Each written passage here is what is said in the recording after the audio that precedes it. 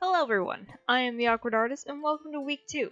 So originally this week was going to be clay, but you can see that that's not really happening, so it's happening next week. I realized when setting up the clay I was missing some important parts, so yeah, here we are. So it's summer. Where I live right now that means that it's over 100 degrees outside on a regular basis. So we're celebrating inside. For these that I'm doing today, I'm using 3 neon index cards and 3 white blank index cards. Plan on doing something like this, then choose your background card and another foreground card, or in other words, the one that you're going to be cutting to be able to make the image. I did these with a white foreground and a neon background, just because I felt that would look a little better. X-Acto knives come in a bunch of different types, like the super little one that looks more like a pen and acts like a pen, but the blade's only about the size of a pinky nail. It's super tiny. But the standard X-Acto blade is what I'll be using today and what I'll use in a lot of my other projects. It works really well for short and long cuts, so it's pretty versatile.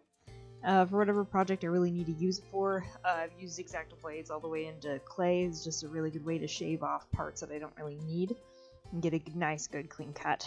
But yeah, you can layer it however you want. In a theme, I chose summery plants, which is a succulent, some daisies, and a lily. For plant designs, it doesn't really matter so much about how you draw the outlines, since it's pretty reversible. But when you're outlining your design, it will be flipped in the finished product, unless you really want to draw on the same side that's going to be your front. It's usually pretty good idea to draw on the backside, cut from the backside, and then glue. Otherwise, it just kind of looks a little messy. You can never really get pencil lines completely out of something. For the succulent, the design is kind of set up like a spiral. You can start out really simple. I use kind of more like little triangle shapes, and then as I went out, I added a little bit more character to them and made it look like the little succulent leaves that look a little more like parentheses or brackets. So it ended up kind of giving it a look that definitely made it look like it's supposed to be a succulent. I use rubber cement for this paper cut. In other projects, you'll probably see me use others like Mod Podge and Elmer's glue, but rubber cement is what really works best for paper projects. Rubber cement is also really awesome in that there's a eraser that you see me use that is actually called a rubber cement pickup, but it's basically a magic eraser for rubber cement. It removes all of the rubber cement from where you don't want it. You just kind of rub it on there like if you're trying to get rid of a pencil mark. And it picks up all of that rubber cement that you don't want to use and then just leaves clean paper underneath.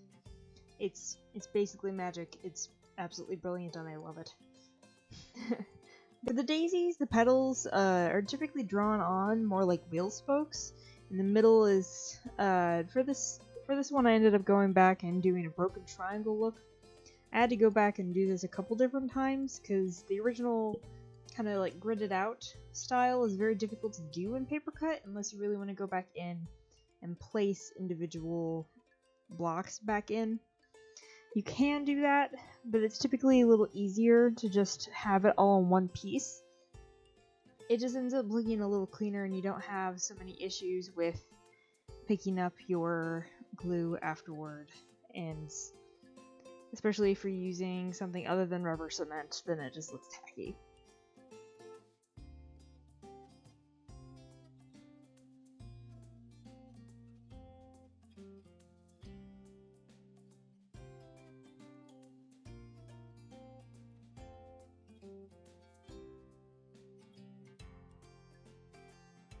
For the lily, I made a 3-spoked kind of star for the middle, and then from out behind that I put 3 more.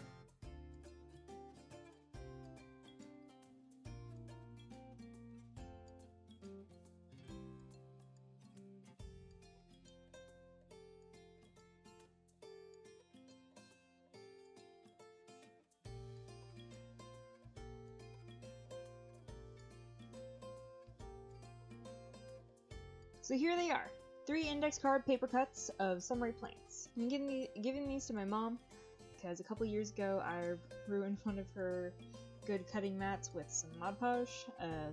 Sorry mom, please forgive me. Thank you for checking out this video. Please like and subscribe and let me know in the comments what projects you'd like to see next and if you've ever accidentally ruined something. Email again is artofawkward13@gmail.com if you'd like to send me anything, including ideas for more Papercut art that you'd like to see in the future. I really enjoy doing Papercut projects, so definitely let me know if you'd really like to see something. Hit that bell for notifications for next week's video, and I'll see you then. Thanks! Tschüss!